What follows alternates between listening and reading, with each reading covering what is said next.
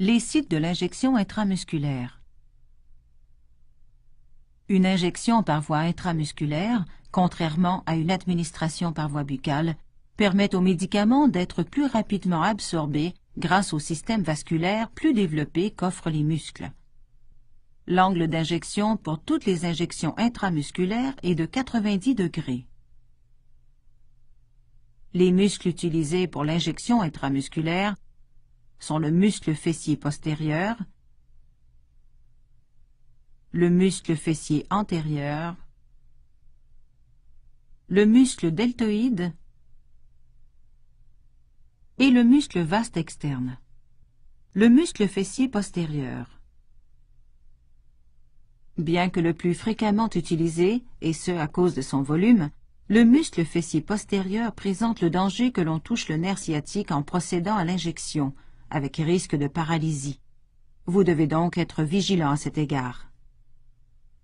Le site d'injection dans ce muscle est le cadran supéro-externe de la fesse, c'est-à-dire la partie supérieure et externe de la fesse, de 5 à 8 cm sous la crête iliaque. Voici la méthode pour bien localiser le muscle fessier antérieur. Placez la paume de votre main sur le grand trochanter de la hanche du client. Placez l'index sur l'épine iliaque antéro-postérieure et le majeur sur la crête iliaque de la fesse. Le triangle ainsi formé détermine votre site d'injection. Le muscle deltoïde. Le deltoïde est un autre muscle servant à l'administration de médicaments par voie intramusculaire. Ce muscle, facile d'accès, est cependant peu développé. L'utilisation de ce site peut, rarement toutefois, endommager les nerfs radial et cubital, ainsi que l'artère brachiale qui longe l'humérus dans la partie supérieure du bras. Le deltoïde est utilisé pour administrer de petites quantités de médicaments et dans le cas où les autres sites ne peuvent être utilisés. Notez bien que vous ne pouvez utiliser ce site chez le nourrisson ou chez un jeune enfant, leur muscle deltoïde n'étant pas suffisamment développé. Pour administrer le médicament dans ce muscle, le patient peut être assis, debout ou couché. Son bras est relâché de toute tension, le coude plié. Pour délimiter le site d'injection, vous palpez le bord inférieur de l'acromion, qui forme la base d'un triangle, sur le milieu de la face latérale du bras. Le site est entre 2,5 et 5 cm de l'acromion au centre de ce triangle. Vous pouvez aussi placer 4 doigts sur la largeur du muscle à partir de l'acromion pour déterminer le site d'injection. Enfin, voici un dernier muscle utilisé pour les injections intramusculaires, le muscle vaste externe. Ce site peut être utilisé sans risque, tant chez l'adulte que chez l'enfant. Ce muscle épais est situé sur la face latérale et antérieure de la cuisse. Voici la méthode pour déterminer le site d'injection. Premièrement, placez une main au-dessus du genou et l'autre en dessous du grand trochanter du fémur. Tracez ensuite une ligne médiane sur la face antérieure de la cuisse. Puis, tracez une seconde ligne médiane, mais cette fois sur la face latérale de la cuisse.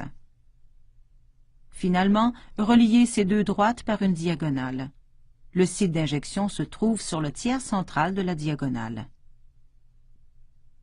Lorsque vous administrerez une injection intramusculaire, certains médicaments exigeront que vous utilisiez une méthode appelée méthode d'injection en Z. Avec cette méthode, on enferme le médicament dans le tissu musculaire, l'empêchant d'être en contact avec la peau. Ainsi, tout en constituant une injection intramusculaire, cette méthode réduit l'irritation des tissus, car on enferme le médicament dans le tissu musculaire. Elle s'utilise tant chez l'adulte que chez l'enfant. Voici en quoi consiste cette méthode. Une fois que vous avez prélevé la quantité de médicaments à administrer, vous devez ajouter 0,2 ml d'air dans votre seringue afin que le médicament soit injecté en totalité. Vous devez aussi changer d'aiguille afin de vous assurer qu'aucune solution restante ne rentre en contact avec l'épiderme. Par la suite, après avoir déterminé le site d'injection, vous tirez latéralement la surface de la peau et les tissus sous-cutanés de 2,5 à 3,5 cm. En retenant la peau de la main non dominante, vous introduisez l'aiguille dans le muscle à un angle de 90 degrés. Après avoir injecté le médicament lentement, jusqu'à 10 secondes, vous retirez l'aiguille et relâchez la peau. Ainsi, la trajectoire se referme et le médicament demeure dans le tissu musculaire. Avec les connaissances que vous développerez en pharmacologie et avec vos expériences cliniques, vous apprendrez à connaître les médicaments qui irritent la peau et qui justifient le recours à cette méthode d'injection en Z.